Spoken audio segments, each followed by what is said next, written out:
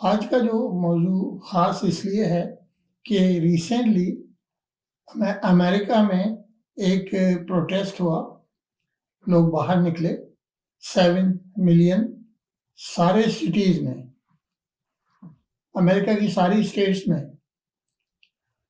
और उस मार्च का नाम था नो किंग।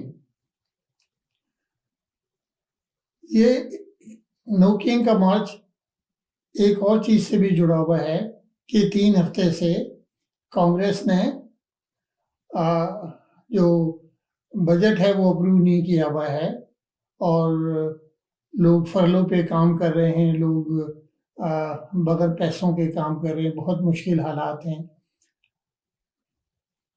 तो जब आप झूठ, सच और अफसानों को मिला देते हैं और उसको सच साबित करने की कोशिश करते हैं, तो ये एक बहुत बड़ा धोखा है।